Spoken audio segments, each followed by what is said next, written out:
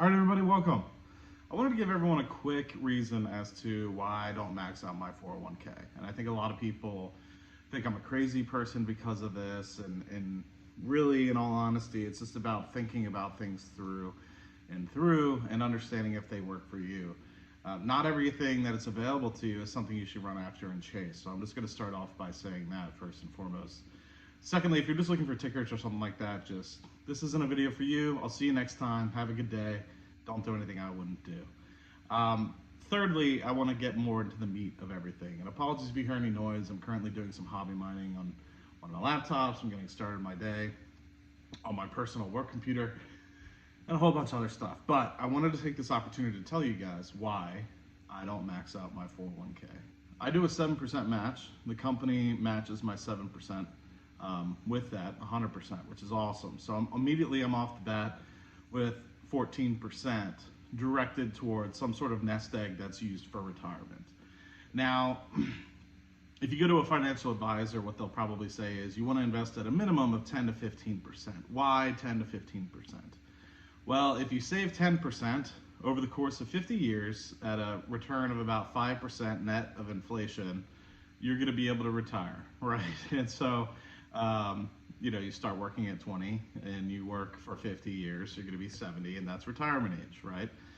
If you save about 15%, I think it shrinks it a little bit to about like 40 or 42 years or something like that. And I'm utilizing the scenario that Mr. Money Mustache had put together, and the article is called Simple Math Behind Early Retirement.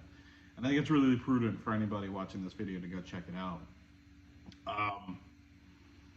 I saved way more than that.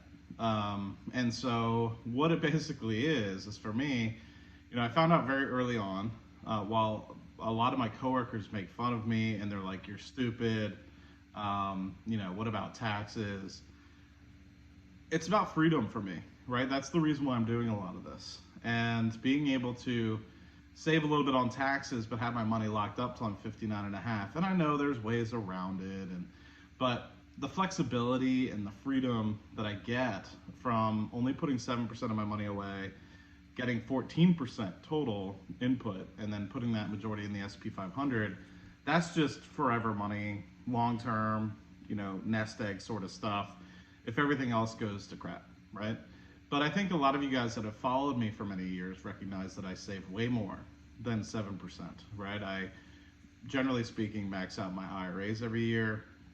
That's about 4 to 5% of my take home. I max out, or I try to get another couple $1,000s a month into individual brokerage accounts. Every dollar I make from side hustles, whether that's YouTube sponsorships or anything of the like, goes into those individual brokerage accounts.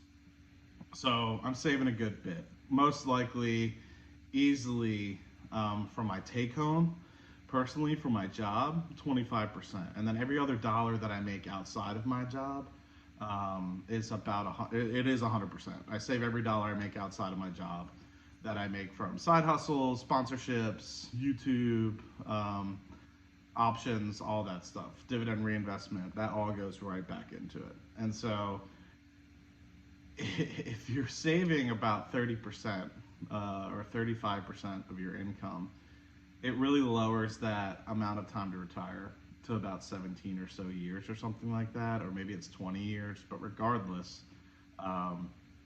it makes it very simple to be able to retire way earlier if you're saving that sort of much. Now, imagine if I was put in a scenario where I did put it all in a 401k.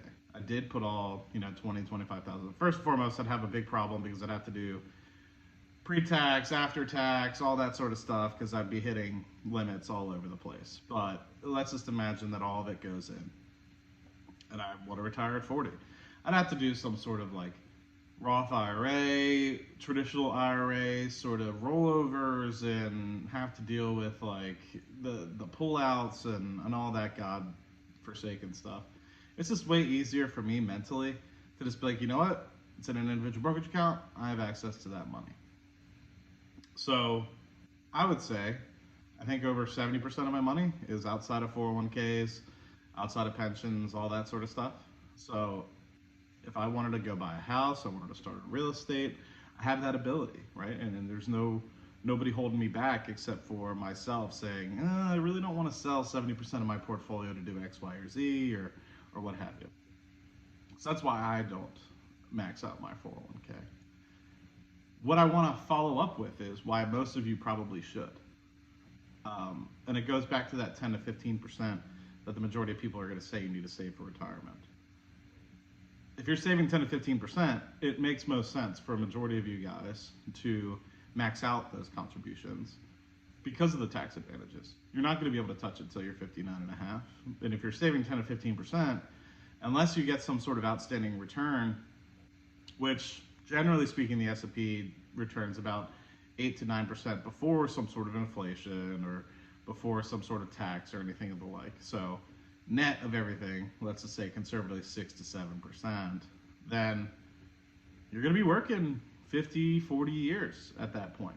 And if it's really all you're saving and you're not saving anything on top of that 10 to 15%, then take advantage of those tax advantages. It's there for your for that reason.